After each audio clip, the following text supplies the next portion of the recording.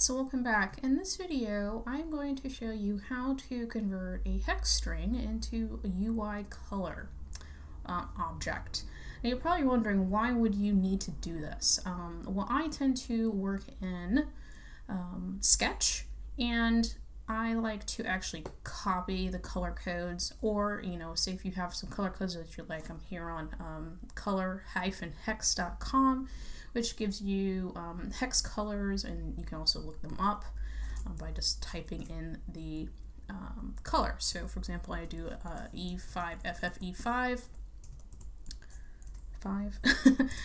It will open up and give you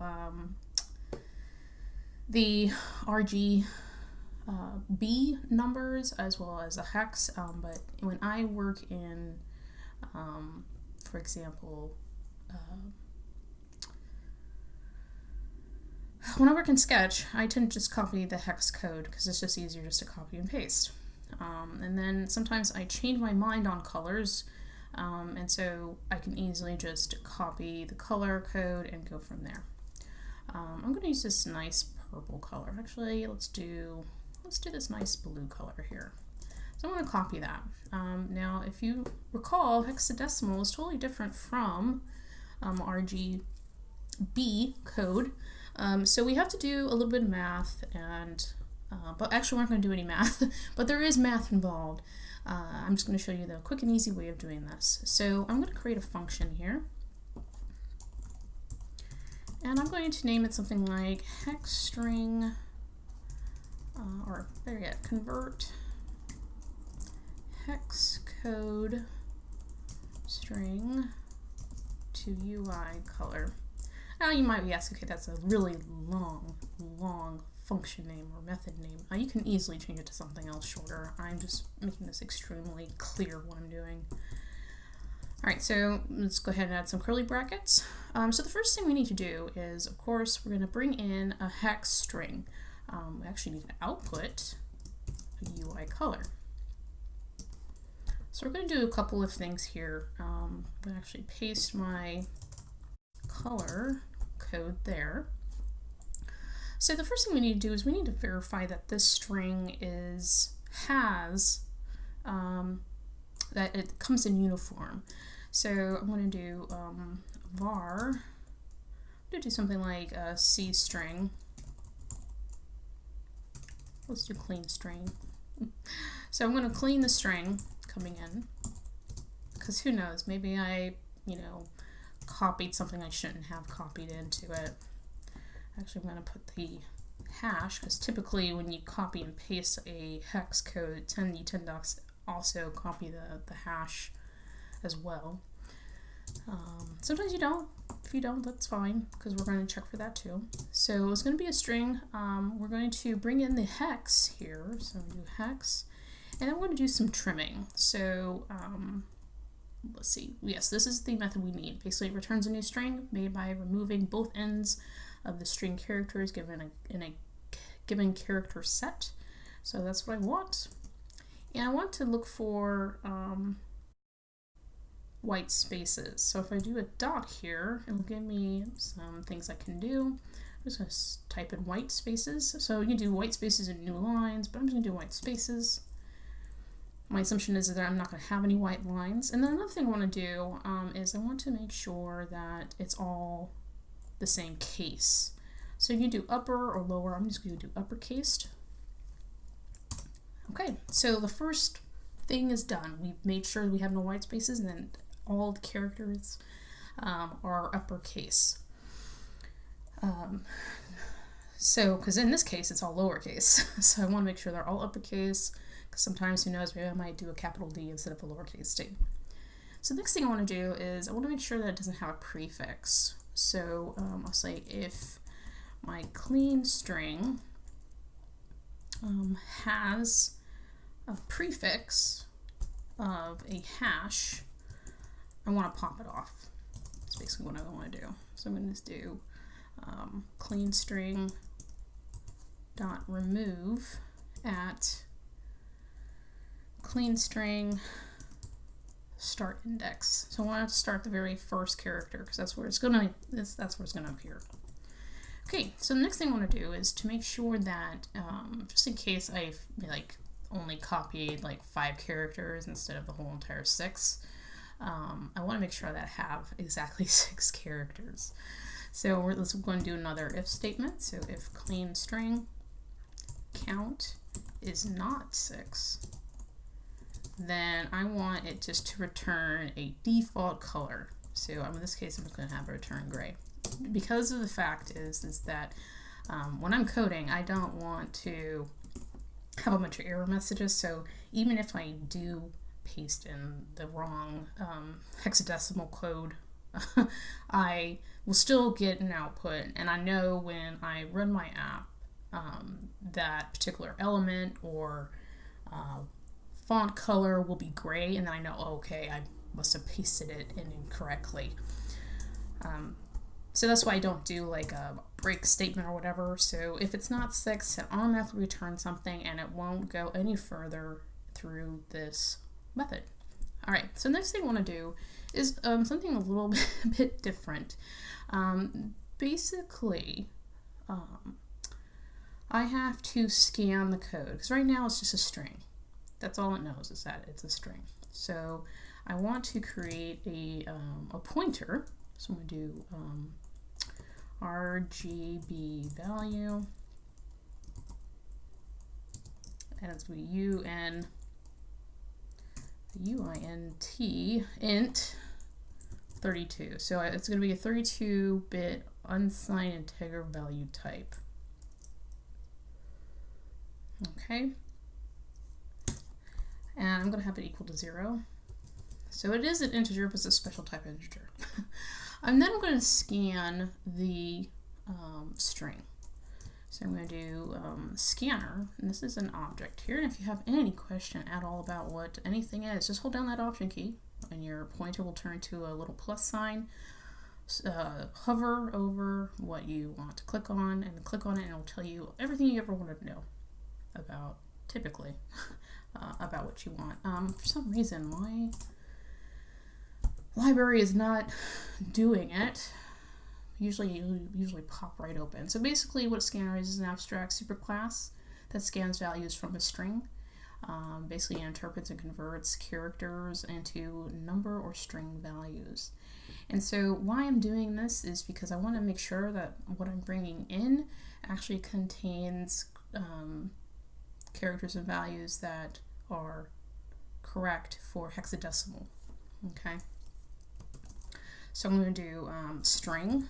So I bring in the string, which is our clean string, because we already cleaned it. It's nice and clean now. And then the next thing I want to do is I want to scan for hex. So I'm going to do a dot and do scan hex int 32. All right, again, if you're ever curious about anything, just hold down that Option key and click and find information about it. Oops, it's not. I'm just going to do scan. There we go. So basically what this does is it scans for an unsigned value of a hex from a hexadecimal representation, returning a found value by reference. So basically it will return true if it finds a valid hexadecimal integer representation. So, and we're going to bring our RGB value here to here. So this is actually a pointer, and what I forgot to do was do an implicit bridging, which is just an and sign. So basically what this is going to do is it's going to start at the very beginning of the string. So basically it's just pointing at the first character of the string that we're bringing in, and then it's going to scan through and verify everything for us. All right, so the next thing I need to do is a return value. So I'm going to do return, and I'm going to return my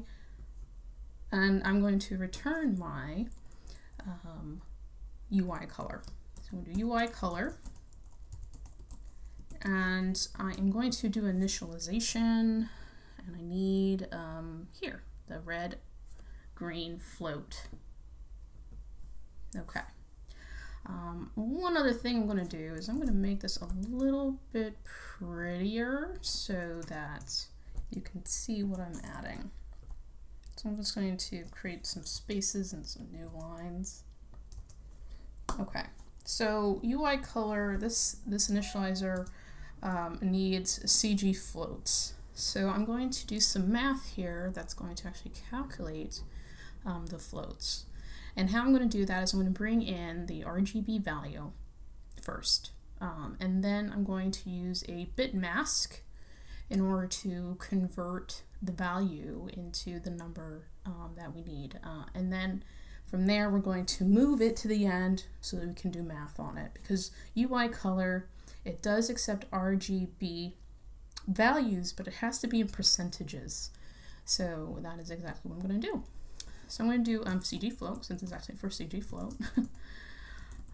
We're going to convert it. Let's do our little parentheses. And then this is going to be divided by, oops, I meant to do a space. This is going to be divided by 255 in a float form. So make sure you put the .0. And if you're wondering why it's 255, that's because when you convert hexadecimal into decimal, or base 16 to base 10, the max value for any color is 255. So if it's a portion of red, it's going to divide that by 255 and give us the percentage that UIColor wants. Okay. So inside of here, what I want to do is I want to actually do another set of parentheses. And then I'm going to bring in RGB value, which will bring in our converted hexadecimal into base 10. And then I'm going to add a bit mask. So that's going to be 0xFF1234. So the FF is where the value for the red is located. So I'm saying, hey, return the value that is for red, which is FF. So basically what the bit mask is converted, but basically it's 0x, and 0x is just another representation for the hash. It's going to ignore this, but just saying that 0x is pretty much like the hash up here. Okay, and then so the layout is red, red, green, green, blue, blue. So what I'm doing is I'm saying, hey, I want you to look at this value here that you calculated up here, and then pull that out. But before I can pull it out, because right now it's in the 16th place, I move it 16 places over in order to allow it to be divided by. So I have to do this notation here. This is to move this down so that we can divide it by 255. Okay, and then the next one, really similar. So CG float, again divided by 255, and then this is going to be for the green, so I'm going to do RGB value and the bit mask, which is 00FF00. And this one also needs to be moved down, but it's half of the red, so I need to do 8 places. Okay, and then the last one is blue, which is the very last place, so I won't need to move anything, but I do need to do the bit mask. So the RGB value, and the 0x0000FF. And it's fine just as is, and then we can just divide it by 250. And the alpha is going to be just 0.0. Okay. So this should work. We will give it a try. So if let's see, my R is going to be a pretty blue, because it is pretty, at least to me. And have that equal to my convert hex code string color. I'm going to just copy all this here. Oops.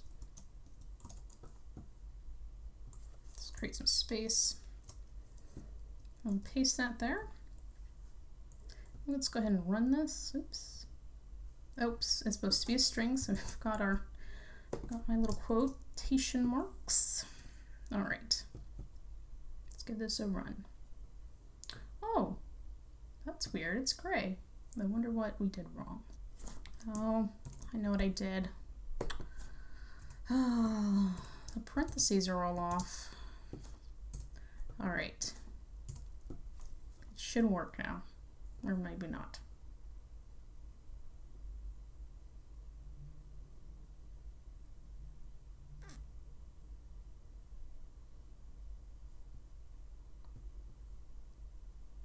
All right, success.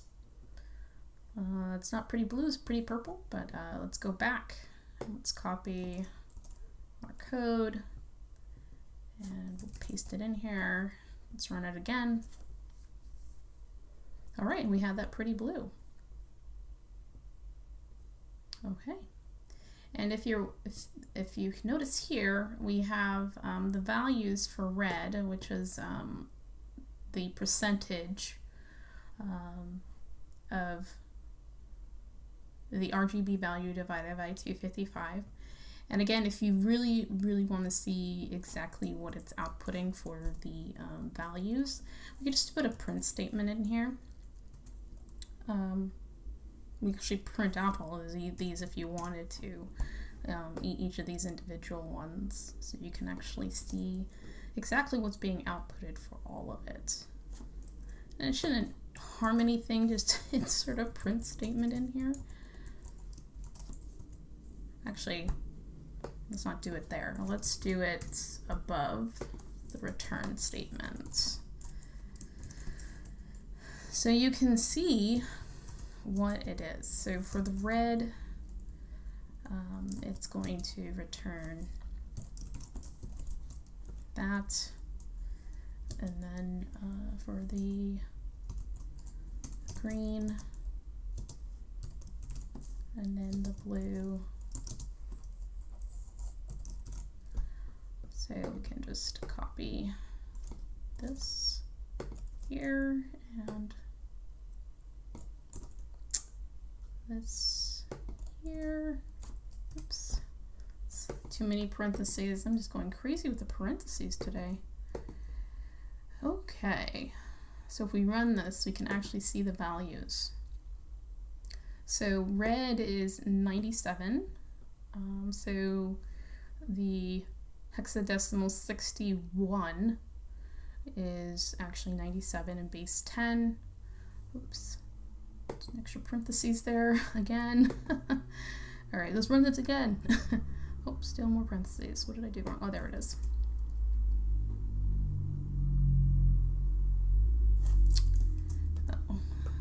Gotta get your parentheses correct. Okay, this should work. All right, there we go. So base 16 of 61. So 61 is base 16.